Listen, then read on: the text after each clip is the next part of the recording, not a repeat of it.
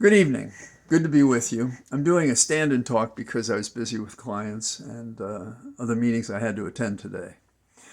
We think that the most worthy question we should now consider is the possibility of Trump being sentenced to custody in the New York case before Judge Marchand, Juan Marchand, Columbia born, I believe.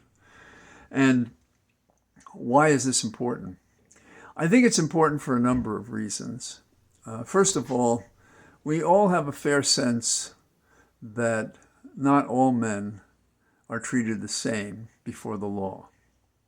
When I've lectured over the years, I've come to the opinion that justice is a coincidence of the system, not a consequence of it. This is especially true when you have a person like Trump, who's lived by breaking law, tradition, decorum, who threatens those who would judge him, those who would be witnesses against him, anyone who gets in the way of Trump's megalomaniacal urge to be a dictator, fascista. And so this is the guy standing before the judge, that is Trump standing before the judge, for paying hush money to make himself look better by concealing his relationships with certain women and paying them off in order to get elected in 2016. Now, what proportion of this act meant that he got elected or not, it's hard to say. There were a whole variety of factors that worked. But the bottom line is that under New York state law, he did violate the law, and a jury found so, and there was a charge to that effect. Now, Trump himself has attacked the judge, the prosecutor, the witnesses. He has been found in contempt for his misconduct. The judge has only fined him, and it's a pittance compared to what we understand to be the millions, if not the billions, that Trump has at his disposal. So Trump has, by every standard, proven himself to be asocial, unlawful, disrespectful, and yet he would be president of the United States. You have to ask yourself, under what circumstances could this happen? And I think it's very rare. Now, Trump has tried to craft a public persona of himself as a victim, that people are out to get him. Well, only a reckoning for what he did wrong. That is, in the case in New York, it is the case of him paying hush money in violation of various laws to keep secret his relationships with these women. So before us, we have a judge who is about to rule, if he hasn't by the time you hear my voice, that Trump is not immune, as the Supreme Court would say, for certain official acts. For one thing, he was a civilian when he was doing all these things in 2016. And it's also the case that this case is important because if Trump were to win the presidency, he cannot grant a pardon to himself for a judgment by a state. Also, there's no guarantee that a good judge wouldn't decide they could go forward if he was elected. Now, presently, I think that Trump is acting as if mortally wounded by being lost in his own chaos of declamations and slanders and lies and changed positions and treating himself as a victim, and I think trying to recover from his fear at having been shot. And I think I've said this before, I think he's such a coward that this has shaken him to whatever core he has of mashed potatoes. And I say that in part because when he was young and they threw mashed potatoes on his head, apparently he was humiliated and embarrassed. This guy has a strange and delicate ego, even as he goes around beating other people up in a figurative sense. So, and putting fear into people, and it's caused some to take it to the next step and make threats on key players in this. So the prosecutor, DA, Bragg, has told Judge Marchand that this case doesn't this case does not fall within the Supreme Court's bogus decision saying that Trump or president has immunity from prosecution for official acts. You can't have an official act if you're just a candidate. You weren't the president when you did it. Of course, the defense says, well, you did this and you're interfering with his campaign. Well, a lot of us feel he started this campaign in part because he thought it was the only way to defend himself against acts that were unlawful, that could be proven, and that could result in his conviction, which it has. So 34 counts could get him 4 years in custody. It could get him more, it could get him less. So the dilemma that we have as citizens is what is going to happen to Mr. Trump if September 18th remains the day for sentencing. And it'll be interesting to see what kinds of questions arise at the September 10th debate that Trump is going to attend with the Democratic nominee, Kamala Harris. So we have quite a suspenseful and historic series of events to digest and understand and see what they mean for the election. Now, some say the judge should not sentence him until after the presidential election is over. But isn't it a fair question to know what sentence he faces and that he might serve as it relates to him running for president? Isn't it also fair to comment that this is a guy who did everything he could to delay prosecutions against him, and so he's brought this upon himself? I can't imagine a case that better illustrates the power of a person, pardon the pun, trumping, by comparison, the rights of any other defendant in America. So the question for the judge will be, how would I sentence someone else who is not running for president, who is not coming before me with all of this power, and who has acted in the way he has?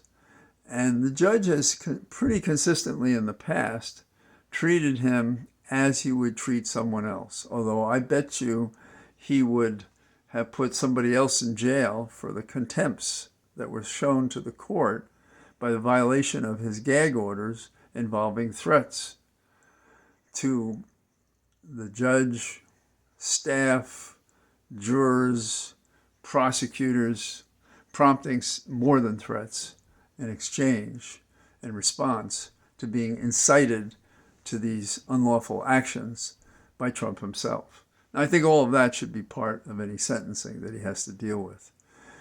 Now, in a world in which, say, another judge, a former judge in New York, testifies before a congressional committee headed up by No Jacket Jordan, my most disfavored member of Congress, I suppose, or pretty close to it. And the judge comes in and does a hatchet job on the judge. And he brought back to me many of the things that I dislike about New York. He had this heavy-handed way, in a way like Trump, and he was defending him. I have seen other judges who deserved fair comment be defended by articulate members of the bar, often who were former judges. But this was scandalous because this judge just said what the Republicans wanted to hear to attack a member of the court.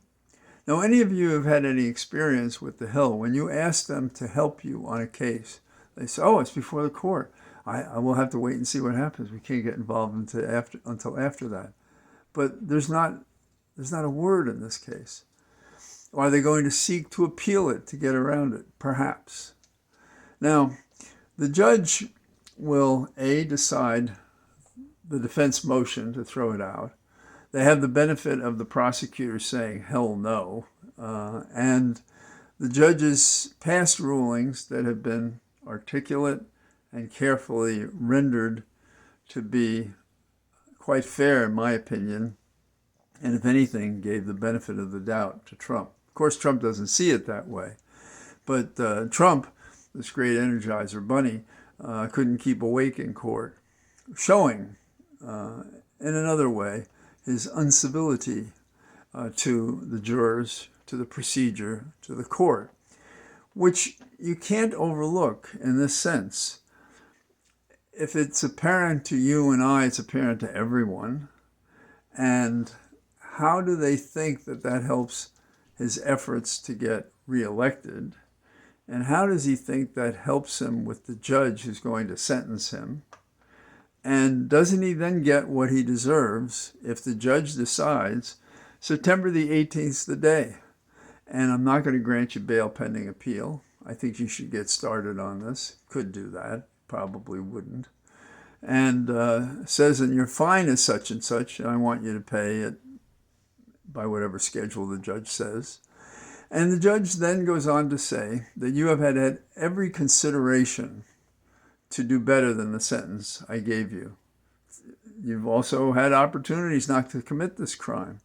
This crime was complicated and done in a way to conceal the wrongdoing from anybody who might legitimately be critical that the public should know what you were doing, because that should weigh in and why you should be elected. So I see a clash of historic principles here. One is, if you're going to continue to say no man is above the law, then do not put this man above the law. If you're going to say that our system of justice is predictable and therefore not coincidental, not chaotic, but is determined in a way that people who see it know it when they see it and respect the court and the law for that reason, because it could happen to them. Dealing sternly with this man could discourage and deter those in his corrupt minion from doing anything like this on his behalf, turning to violence, to the bloodbath that Trump has promised would await us all if we dared to try to hold him accountable for what he did, and we dared to have him lose the election in a full and fair election across the United States and all the parties and all the precincts where votes are going to be collected, and are starting to be collected in September, those who file their vote early. So we are in one of those moments that people will analyze for years, no matter which way it goes. Presently, I like referring to vectors in the sense that they have direction and momentum and force. There has been a change from, what was it, July the 20th or 21st, when Kamala Harris was making her move to get the nomination, which she won. The funds have flown into her war chest. Millions upon millions of dollars. People are energized and fighting for her. And they're fighting against Trump. Now, for some, a person with a beating heart is enough to vote for that person because it's not Trump. But we have something much more special than that. We have magical moments in the court against Trump and on the hustings to replace Joe Biden with somebody like-minded who cares about us and cares about America and wants to make a difference. So those are a few of my thoughts about one of the things you should be watching, and I think it's going to be in the next 2 weeks we'll get a chance to see these things. And I'm very hopeful that those who do spend their $5 and $10, put their signs outside, remember to vote, get a friend to vote.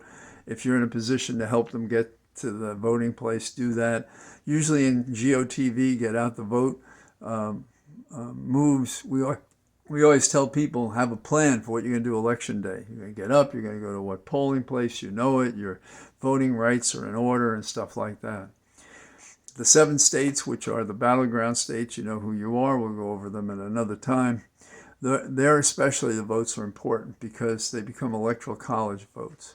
It was the compromise made at the beginning of this nation that no small state would be denied a strong voice. And the way they did that was that they were not representative districts. They were not proportional to the number of people. And so what we see is the Senate has 2 for each state. Obviously, that's not proportional. And the congressional districts, because of the way we use the Electoral College in the presidential elections, that's another thing. And on the Hill, I'd have people come in and say, yeah, this Electoral College is wrong. We shouldn't have it. We made a deal at the outcome of this nation. It can be changed. It's not going to be changed before this November. So thank you for sharing this time with me. I do try to read what you send, and I learn from it, and I enjoy it, and I like the anecdotes that you tell me. And I'm very encouraged, as perhaps you're encouraged by my words. I'm encouraged by what you tell me about your thoughts and plans and experiences and stories, funny and serious. So have a good day, and I look forward to talking to you tomorrow. I hope I'll be out on the trail. All the best. Bye-bye.